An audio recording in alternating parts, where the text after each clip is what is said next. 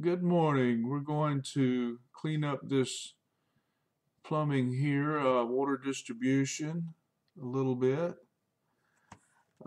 This particular file had an error in one of the lines leading to the shower, and that was causing a problem. So I'm just going to disconnect that cold line from the shower, and now I'm able to work with it. What I Since I'm working in the area between floors, most of my piping to the fixtures is between the first and second floor. I can see this in the front view. So what I'm going to do is isolate that area. My piping is up in this between the first and second floor, and my fixtures are on the first floor. So I'm going to draw a square that encompasses the piping in the ceiling of the first floor all the way down below the first floor. I'm going to draw a square over here in the viewfinder, and having done that, the upper piping in the upper floors is grayed out. It's not going to interfere with my connections. So there's a few different ways we can route this piping. First, we want to disconnect all the fixtures, and I'm just going to select the hot water branch leading to the fixtures, and I'm going to drag the end of it away from its connection, and that will automatically remove all downstream pipes. I'm going to do the same with the cold water line. I'm just going to disconnect, and that removes all the cold water connections to the fixtures, with the exception of the toilet and urinal, which apparently is connected to a gray water line, and so I'm not gonna disconnect those. Now I want to bring my cold and hot water distribution pipes across the floor to the lower fixture, and I'm just going to leave them extended out there for now. There's a couple different ways we can connect these pipes to the fixtures. One is simply hover over the fixture and mouse down while the fixture is red, and then I'm just going to drag the mouse holding the button down toward the hot water connecting pipe until it turns green, and there we see we've made a successful connection. Another way is to select, hover over the fixture and right click on it, and then select Connect Water Supply. That's going to give us a list of all possible pipes that we can connect to. In order to see my pipe numbers better, I'm going to select View.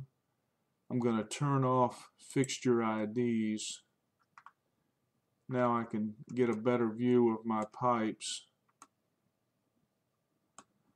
And so I've right-clicked on the shower, and I want to connect to, it looks like pipe 34. You'll see there are three 34s. Each 34 represents a different segment of the flexible pipe. I know I've got the correct segment here because it's turned green on the plan. When I select it, it turns green on the plan. So then I just click on connect, and that's going to connect the shower to pipe number 34. Let's just try that again. Connect water supply, select pipe 34, and it will turn green and connect. And there's our connection. And we're just going to do the same with the rest of the fixtures. Again, we can either mouse down on the fixture and drag the mouse toward the connecting pipe, or we can right click, connect water supply, and we can select the pipe number, and that hot water pipe looks like number 40, and click connect. There we go. And so I'll just do the same here. I'm going to mouse down on the fixture this time. And remember to select hot or cold so the program knows which you want to connect. And just mouse down on the fixture, come back to the connecting pipe and release.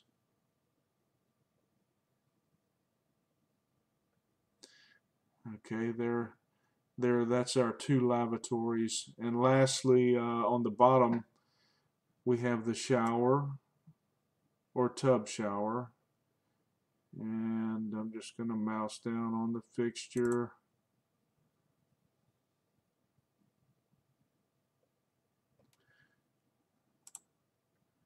Now, I don't need this extension here. I can delete it. Or alternatively, I could right click, connect water supply, find the connecting pipe, which I believe is 46. Yes, it turned green.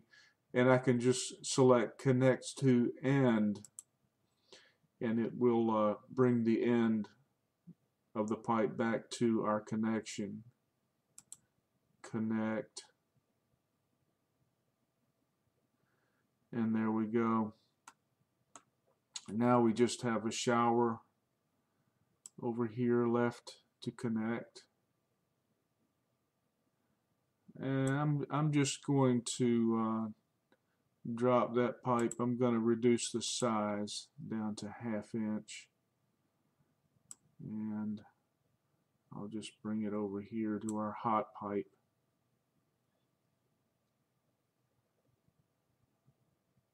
And there's our connection.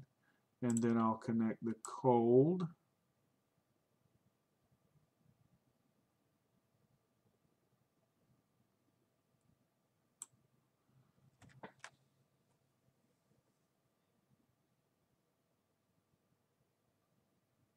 And there we have it.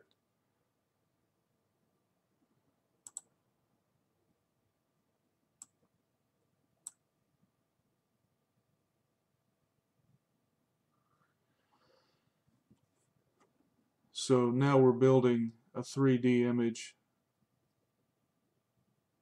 of our piping system. I'm just going to drag that up into this area. And I'm going to zoom into the connections that we just made. And there we can see everything is connected. Now, there are any number of ways you can make these connections. I'll just go back to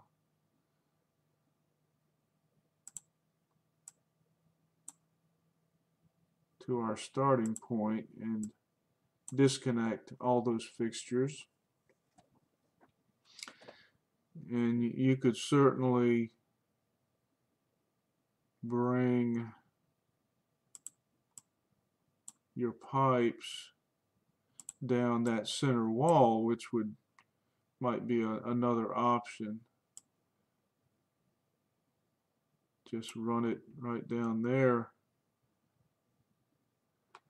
and we could even go to the side view. We could even drop it down into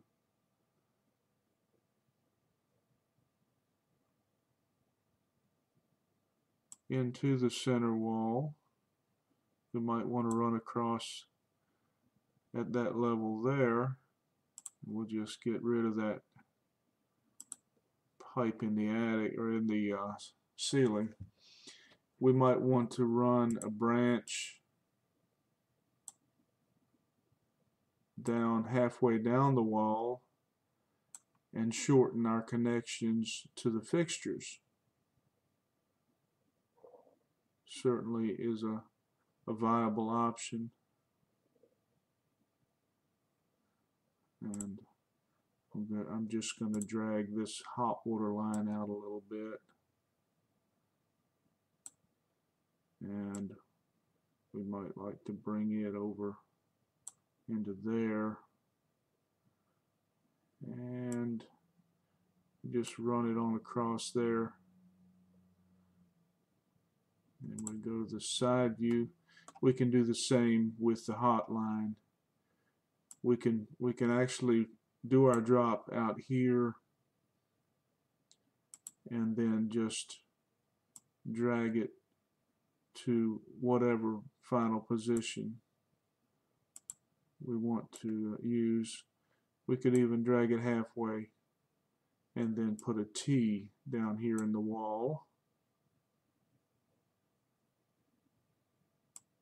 and run it both ways.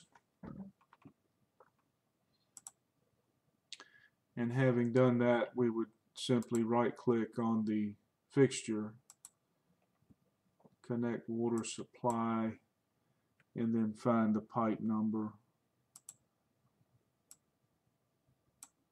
Looks like we're in the area of 50. Yeah, I can connect that one to that fixture. Connect water supply. I can connect the hot. Yeah, let's jump on down to the 50s. And that's cold. There we go. Connect the hot. And so on and so forth until we have them all connected.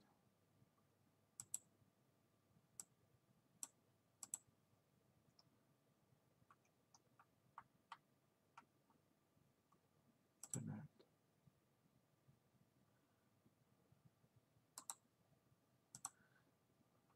Now, you might also want to use multi-port T's. And if that's the case, then we'll just start over. We'll disconnect our hot and cold pipes. And so if you want to use multi-port T's, that's very, very doable.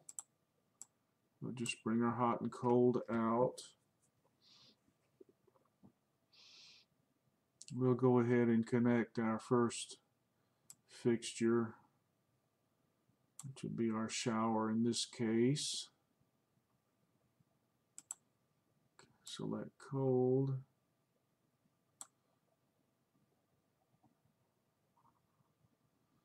And then we will extend this pipe out. And we'll extend this pipe out.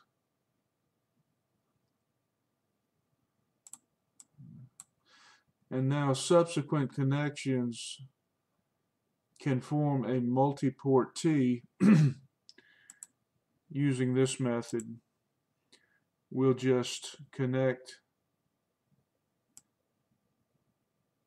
a lateral to that pipe,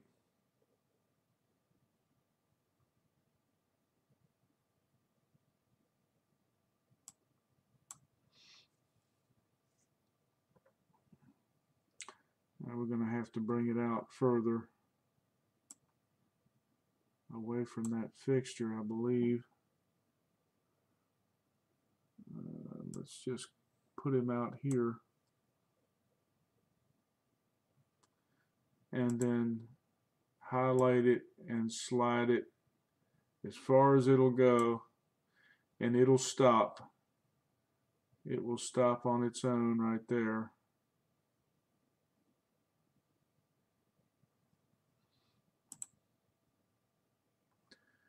And let's try it a different way.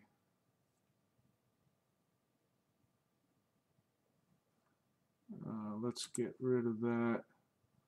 I'm going to delete that pipe, and I'm going to drag this out a little more. Now I want to connect a 1/2 inch somewhere on this pipe here, and in order to form a multi-port T, I will simply drag it as far as it'll go, and it'll turn itself off.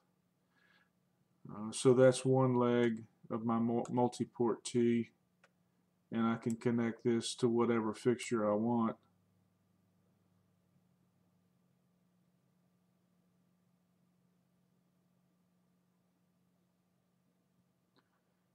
And then subsequent legs are done in the same manner. We just connect a lateral, highlight it, and drag it up to form another port of the multi-port T. And then if you're using flexible piping, you can make connections using 45-degree angles, and that will actually give you a curved turn, which is consistent with a flexible pipe. And then we can connect that to that fixture.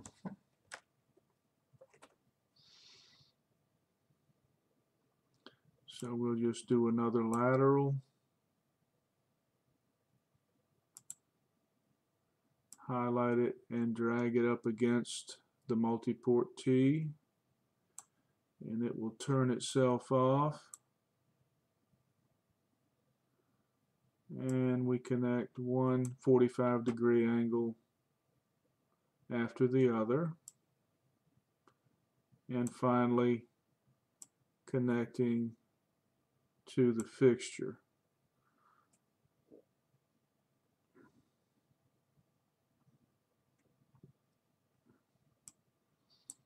So we'll do another and drag it on down.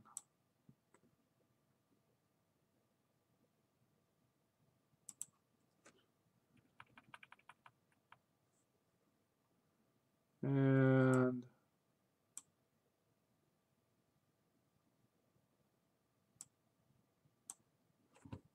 connect our 45-degree angles and make our way to the next fixture.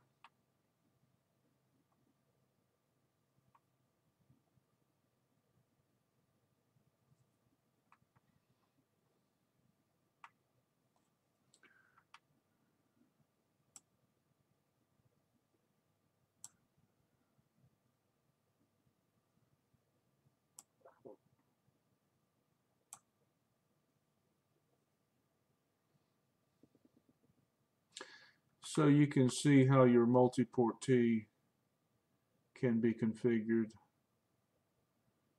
course, if you want to tee off of any of the branches, you can do that. as well. And we'll just do a couple of hot water multi-port T connections. Come off of there. And we'll reduce our pipe size a little. And we'll just drag that on up to the multi-port T.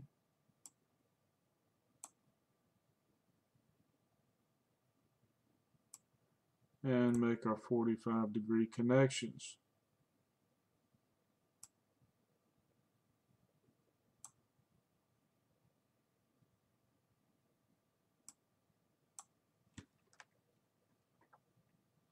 So once you're done with all your connections, you can very easily run a pipe sizing routine. And QuickPlumb is going to give you the opportunity to make settings based on the actual field conditions that will affect your pipe sizing. The way we do this is we go to Tools, Auto Size Water Distributions, Auto Size Water Distribution, and then we have to verify these conditions. We're using PEX in this case. It's already calculated our gallon per minute demand to be 11.8 gallon per minute. We set the pressure at the meter or at the main, the lowest point of the water main, and let's just put in 60 psi there. We select our meter size, tap size, backflow preventer if any, and it automatically calculates the static head pressure loss at highest fixture. And select your maximum velocity down here. And click the disclaimer saying that you have verified these conditions. Click on the Go button, and QuickPlumb will automatically size all your water piping.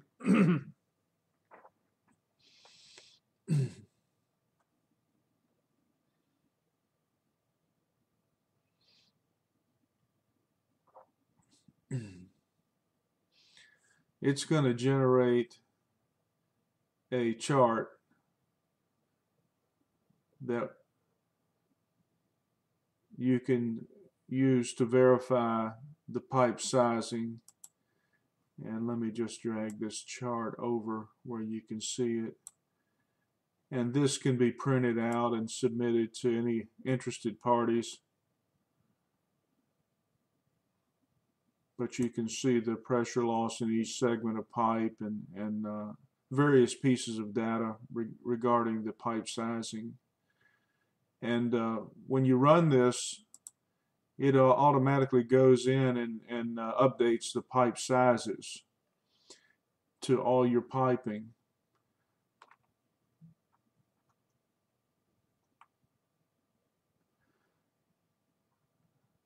And that's just about it. I hope this helps, and keep a check on our website for further updates and videos. Thank you.